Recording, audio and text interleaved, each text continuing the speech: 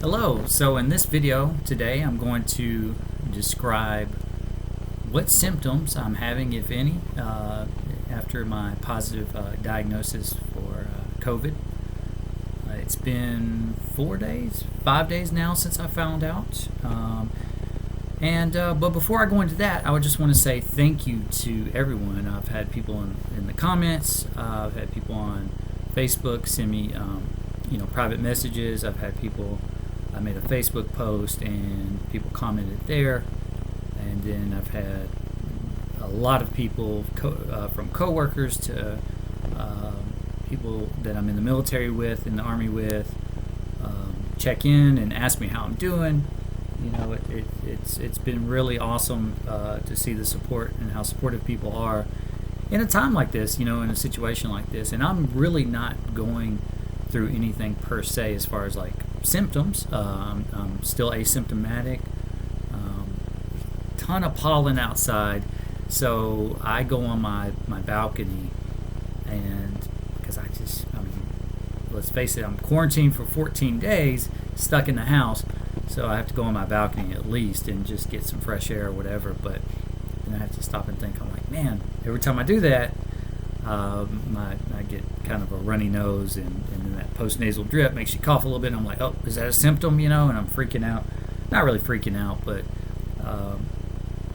anyway. But for the most part, there's no shortness of breath, no fever, no cough, except for when I go outside in the pollen and things, and a little bit of runny nose and things like that. But again, yeah, thank you to everybody. I've had a ton of people reach out every day. Every morning I'll wake up and somebody will text me or whatever, just asking, hey, any symptoms, anything like that. And I really appreciate that. It's been really awesome. And that just reminds you need to check in on everyone. I have family members, my aunt who's she's older, she's above or right at the kind of at the age range where they recommend people stay in and try to quarantine and not be out in public.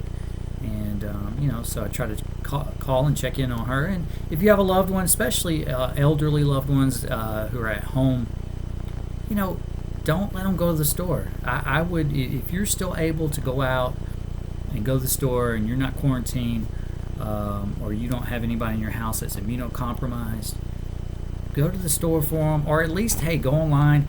Because I know my aunt doesn't know how to go online and order food from Kroger, or have it delivered through what's one of them, Grubhub, or whatever the ones are that deliver to your door, Instacart. So have food delivered to their door so they don't have to go anywhere right now, just to prevent the spread, because the vulnerable population is what we have to focus on. But again, thank you, like I said. And then one PSA real quick. Before I was quarantined, when I was going out, and I think about this now when I see people's videos and stuff online. So I've been watching a lot of YouTube. The YouTubes is great when you're quarantined. But anyway, so you watch a lot of videos and you see people going out in public and they have on gloves, right? But the problem with the gloves is not even that they're wearing gloves, okay? Whatever, that makes you feel better. I get it. But you put the gloves on before you go in the store. And then the people are going through the store and you're touching everything, you're grabbing everything, put it in your basket.